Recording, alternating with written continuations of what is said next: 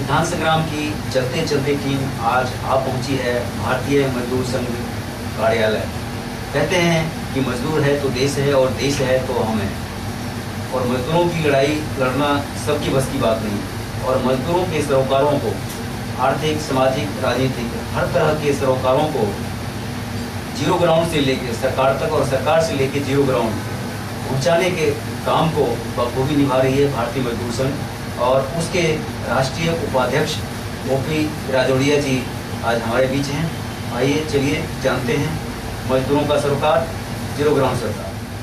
न्यूनतम वेतन को लेकर दिल्ली सरकार ने, और खास करके दिल्ली सरकार यानी आम आदमी पार्टी को माना जाता है कि गरीबों शोषितों की पार्टी है, और उसके लिए उन्होंने हाईकोर्ट में जो एक प्रस्ताव भेजा था न्यूनतम वेतन को लेकर, तो वो निरस्त हो गया है। तो ओपी राजौड़िया साहब, आपको क्या लगता है?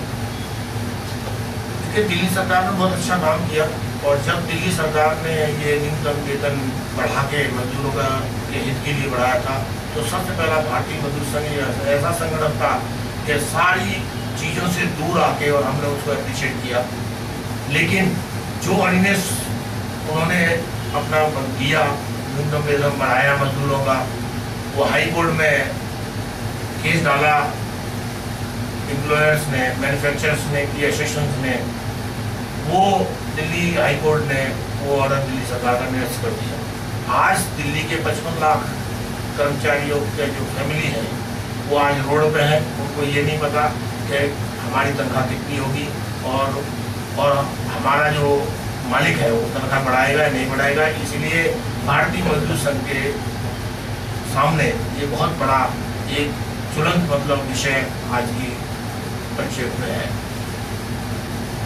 दिल्ली में लगभग 55 लाख कर्मचारी हैं जो विभिन्न संस्थानों पर काम कर रहे हैं, लेकिन उसको लेकर जो है भारतीय मजदूर संघ के उपाध्यक्ष की कुछ जो है परेशानी है, और वो कमियां क्या है, आइए चलिए जानते हैं। 55 लाख, आपने सही कहा, 55 लाख से ऊपर कर्मचारी दिल्ली में विभिन्न संस्थानों में काम कर रहे हैं। लेकिन आज के जो परिप्रेक्ष्य में सबसे बड़ी जो कमी दिल्ली सरकार की ये है कि जितने भी ऑफिसेज हैं जहां कर्मचारियों का हक देखा जाता है, जितने भी लेबर कोर्ट्स हैं, वहां आधे से ज़्यादा पद खाली पड़े हुए हैं, वहां उनको देखने वाला कोई नहीं है। जहां 9 PLC होने चाहिए, डिप्टी लेबर कमिश्नर दिल्ली सरकार में, वहां आज के दिन 3 हैं, और तीनों में वो 9 का 9 जिले बांटे हुए हैं। जहां पर कर्मचारियों का देखने के लिए क्या सुविधा मिली है, उनको देखने के लिए 72 इंस्पेक्टर दिल्ली में होने चाहिए। आज की तारीख में 14 हैं, बाकी सब जगह खाली पड़ी हैं। इन्फोर्समेंट डिपार्टमेंट के कम से कम 75% जगह खाली। इसका नतीजा ये हो रहा है कि जो भी मालिकों से और वो जो भी झगड़े या विवाद, जो भी समस्याएं हो रही हैं, वो आज की डेट में कोर्टों में, फाइलों में अंबार लगे पड़े हैं। उनको निपटाने वाला कोई नहीं है, क्योंकि जब अधिकारी नहीं होंगे तो निपटाएगा कौन। तो आज की डेट में भारतीय मजदूर संघ के सामने ये बहुत बड़ी गंभीर समस्या है कि हम लोग इस तरह से कैसे इसे करें। हमारा दिल्ली सरकार से कई हमारी मीटिंग हो चुकी है, और हमने आग्रह किया है। अभी हम कल परसों गए थे और दिल्ली सरकार को एक ज्ञापन भी देके आए हैं कि ये तुरंत इन पदों को भरा जाए, चाहे केंद्र भरे या करके। हमको मजदूरों का हक मिलना चाहिए, मजदूरों को न्याय मिलना चाहिए। केंद्र सरकार के अगर फिक्स टर्म एम्प्लॉयमेंट की अगर बात करें, तो उस मामले में जो अभी जो उसका टर्म कंडीशन है, उसके बारे में बताएं कि वो मजदूरों से कितना हितकारी है या अहितकारी।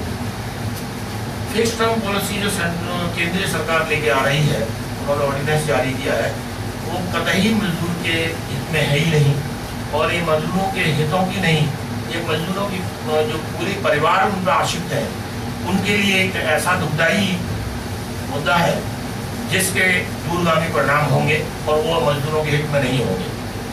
कहने का तात्पर्य यह है कि अगर आप फिक्स टर्म एम्प्लॉयमेंट अगर देंगे, तो अगर किसी आदमी की और या किसी व्यक्ति की या किसी बच्चे की दोनों ही हैं, डिप्लॉयड भी हो सकता है और वो भी हो सकता है। अगर आप 4 साल की अगर आप सब नौकरी देते हैं, तो अगर समझिएगा कोई 25 साल का नौजवान है, उसको 4 साल या 5 साल की नौकरी देंगे, उसका परिवार भी बढ़ेगा, उस पर आश्रित भी लोग होंगे, खर्चा भी घर का बढ़ेगा, और जब 5 साल के बाद उसकी नौकरी छूट जाएगी तो पुनः वो अपना दूसरी नौकरी ढूंढने के लिए जाएगा, तो या अपना परिवार पालेगा या दूसरी नौकरी करेगा, और उसको मिलने वाला कुछ नहीं है।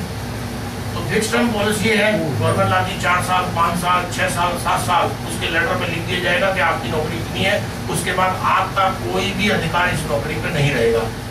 केंद्र सरकार की अगर पेंशन की अगर खामियों की बात करें तो उस खामियों को दुरुस्त करने के लिए भारतीय मजदूर संघ कुछ प्रयास करने जा रही है, तो देश को बताएं कि वो क्या प्रयास है और केंद्र सरकार की जो पेंशन स्कीम है उसमें क्या खामियां हैं। भारतीय मजदूर संघ समय समय पर केंद्र सरकार से आग्रह करता रहा है कि जितनी पेंशन स्कीम्स आज की तारीख में लागू हैं उनको दुरुस्त किया जाए, उनकी जो खामियां हैं समय समय पर बदलाव किए जाए। एक अहम सवाल आज हमारे पास है कि इंश्योरेंस कर्मियों को जो 1995 में स्कीम लागू की गई थी, कुछ लोगों ने उसको में शामिल नहीं हुए थे। हम लोग 2 साल से केंद्र सरकार से आग्रह कर रहे हैं कि जो भी बचे हुए कर्मचारी हैं उनको पेंशन की सुविधा मुहैया कराई जाए और हमको दूसरा ऑप्शन दिया जाए इंश्योरेंस कर्मचारियों को।